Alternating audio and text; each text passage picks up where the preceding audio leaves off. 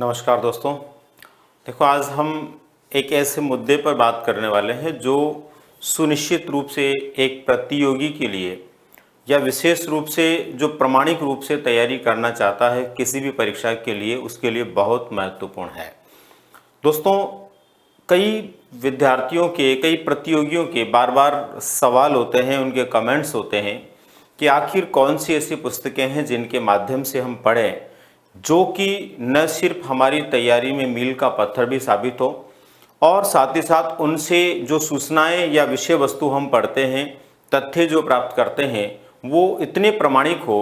कि किसी भी प्रकार की परिस्थिति में भी वो तथ्य हमारे गलत नहीं माने जाएं। ये सवाल निश्चित रूप से हर प्रतियोगी के मन में रहता है। दोस्तों, ये एक छोटा सवाल नहीं है, क्योंकि पिछले कुछ वर्षों से ये देखा जा रहा है कि जितनी भी प्रतियोगिता परीक्षाएं हो रही है, कांस्टेबल से लेकर के पीसीएस तक के जो भी एग्ज़ाम्स हो रहे हैं, चाहे वो राजस्थान में जो है प्रशासनिक सेवा में आरएएस के लिए परीक्षा हो रही है, या फिर केंद्रीय स्तर पर जो है आईएएस के लिए परीक्षा हो रही है, या फिर जो है किसी भी राज्य का पीसीएस से जुड़ा हुआ एग्ज़ाम हो रहा है, अथवा छोटी से छोटी परीक्षा कांस्टेबल के लिए हो रही है, सभी परीक्षाओं के लिए आपने ये देखा होगा कि एनसीईआरटी की जो पुस्तकें होती है, उन पुस्तकों से काफ़ी कुछ परीक्षा के अंदर पूछा जाता है। और सबसे महत्वपूर्ण बात यह है कि एनसीईआरटी जो है, इनकी जो पुस्तकें होती है, जो विशेष रूप से हमारे पाठ्यक्रम में कक्षा 6 से लेकर के 12 तक के विद्यार्थियों के लिए हम विद्यालयों में उनको पढ़ाते हैं, या फिर हमारे विद्यार्थी जिन पुस्तकों को पढ़ते हैं, दोस्तों ये पुस्तकें आपके एक प्रतियोगी के रूप में मेहनत करते हुए सफलता प्राप्त करने की दिशा में बहुत बड़ा साधन है। अगर हमने इन पुस्तकों को बेहतर तरीके से अपनी तैयारी में सम्मिलित किया,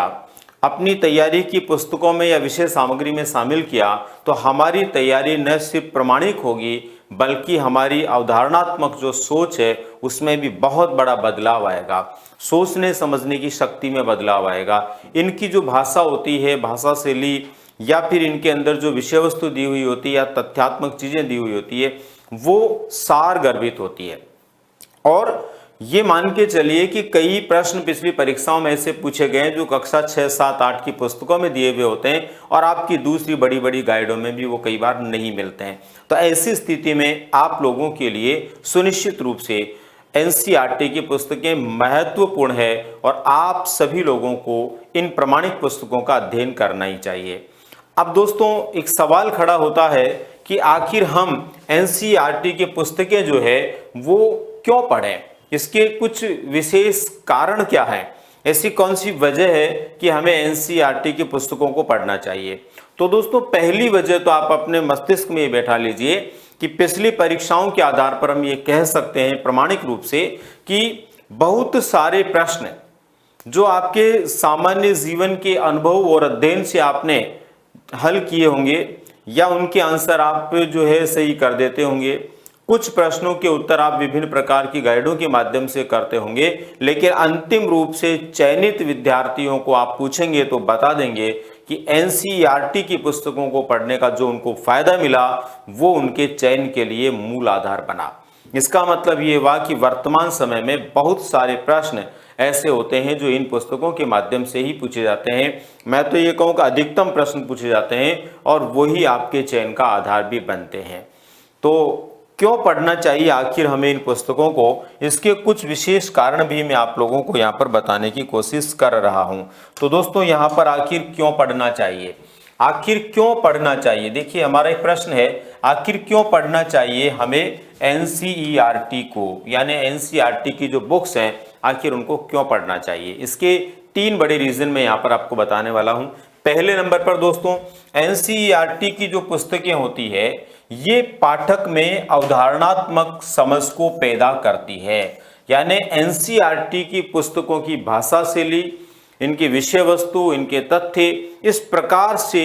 होते हैं, इस प्रकार से प्रस्तुत किए जाते हैं कि यदि एक पाठक इनको बहुत ध्यान से एक एक चीज को समझ करके पढ़ने का प्रयास करता है तो उसके अंदर कौन सी समझ विकसित होती है? अवधारणात्मक समझ विकसित होती है। और दोस्तों, वर्तमान प्रतियोगी परीक्षाओं में आपने देखा होगा, अगर ठीक प्रकार से पुराने पेपर्स आपने देखे हैं या खुद एक प्रतियोगी रहे या पिछली परीक्षा आपने दी है तो आपको पता है अवधारणात्मक चीजें बहुत अधिक पूछी जाती है और जो अवधारणात्मक समझ विकसित कर लेता है उसकी सफलता बहुत आसानी से उसको मिल जाती है। दूसरे नंबर का जो कारण है दोस्तों वो है,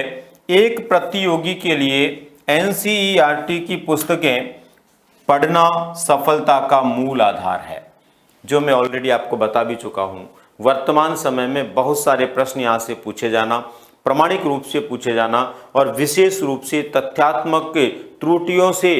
बाहर एकदम सही मानक रूप से दिए गए तथ्यों के आधार पर बनी ये जो पुस्तकें होती है ये उनकी सफलता का मूल आधार बनती है। और तीसरा एक बड़ा कारण दोस्तों जिसको लेकर के बहुत सारे विद्यार्थी बहुत परेशान होते हैं उस समय जब कोई संस्थान एग्जाम करवाता है, उसका प्रश्न पत्र होने के बाद उसके आंसर की जारी करता है और विद्यार्थियों को उसका अलग आंसर लगता है, अलग पढ़ा हुआ होता है और वहां पर अलग आंसर मान लिया जाता है। तो ऐसी स्थिति के अंदर आपका उत्तर सही है कि नहीं है, इसकी प्रामाणिकता के लिए यदि हम विभिन्न प्रकार के प्रमाणों को, विभिन्न प्रकार के सोर्सेज को ढूंढते हैं तो उनमें सबसे प्रामाणिक सोर्सेज जो माना जाता है वो भी एनसीईआरटी की पुस्तकें मानी जाती है। इसलिए भी हमें इन पुस्तकों का अध्ययन करना बहुत जरूरी है। तो दोस्तों देखिए, एनसीईआरटी में प्रस्तुत तथ्य और सूचनाएं मतलब विषय वस्तु,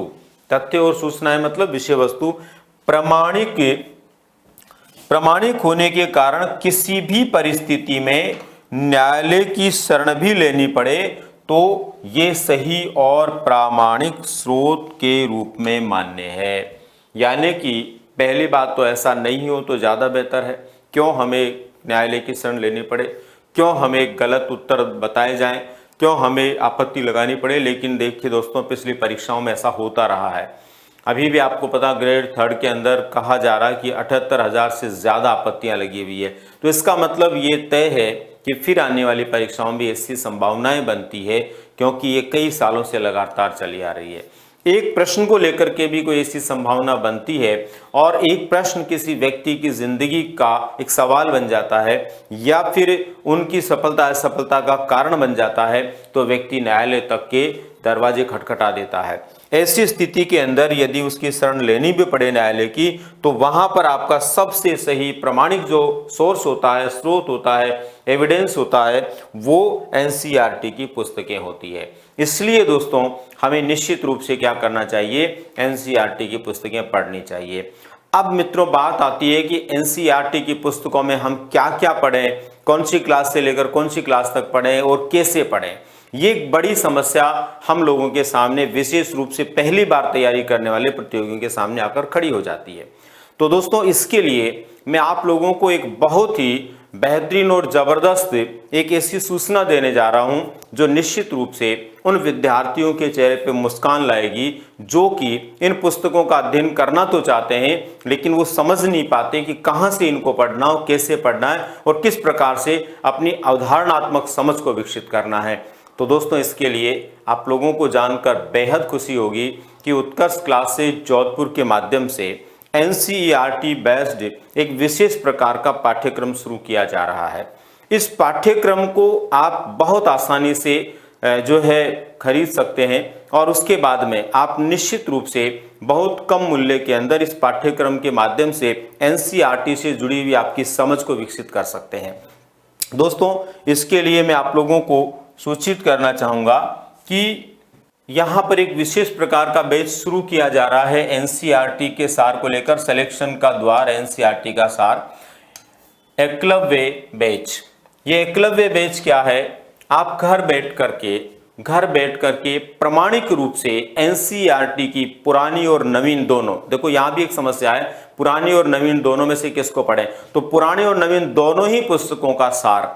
जो कक्षा 6 से लेकर 12 तक है और आपकी किसी भी परीक्षा के लिए, चाहे आप छोटी से छोटी कांस्टेबल की परीक्षा से जुड़े हुए या फिर आप पीसीएस से जुड़े हुए, किसी भी परीक्षा, सिविल सेवा तक की परीक्षा या आपके कांस्टेबल तक की परीक्षा में ये बहुत महत्वपूर्ण और उपयोगी साबित होने वाला है। इसमें दोस्तों एनसीईआरटी फाउंडेशन करके एक लाइव बैच शुरू हो रहा है। ये सभी प्रतियोगी परीक्षाओं के लिए अत्यंत उपयोगी है। इसका स्टार्टिंग का डेट है 25 मई, यानी 25 मई से ये शुरू हो जाएगा लाइव बैच, जिसके अंदर आप एनसीईआरटी की जो पुस्तकें हैं उनका सार सभी विषयों का, चाहे वो इतिहास है, चाहे आपका इकोनॉमिक्स है, चाहे आपका साइंस है, जो भी विषय हैं आपके, जो भी आपके पाठ्यक्रम से जुड़े हुए और एनसीईआरटी आप पढ़ना चाहते हैं तो इसके माध्यम से आप अपने एनसीईआरटी की विषय वस्तु को बहुत स्पष्ट कर सकते हैं, बहुत सही से तैयार कर सकते हैं और एक ऐसा सार गर्भित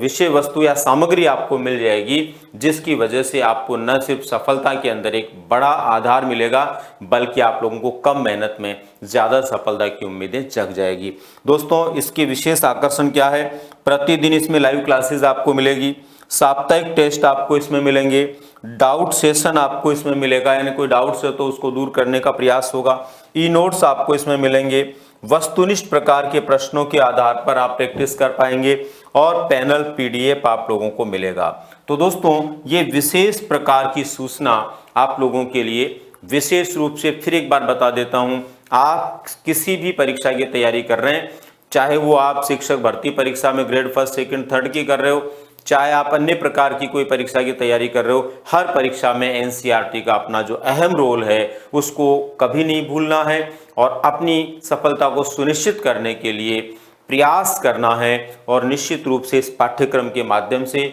आप अपने आप को और मजबूत तैयारी दे सकते हैं। दोस्तों मेरा उद्देश्य ये नहीं है कि 100% आप लोगों को इस पाठ्यक्रम से जुड़ने के बाद ही फायदा मिलेगा, लेकिन मेरा उद्देश्य ये है कि उत्कर्ष संस्थान के माध्यम से एक बहुत ही अच्छा कार्य किया जा रहा है, उसका मैसेज आप तक पहुंचे और आप लोग भी यदि इच्छुक हैं तो इससे जुड़ करके अपनी मेहनत को कम और स्मार्ट स्टडी के माध्यम से सफलता के द्वार खोल पाएं। मिलते हैं दोस्तों फिर किसी नई जानकारी के साथ में। धन्यवाद।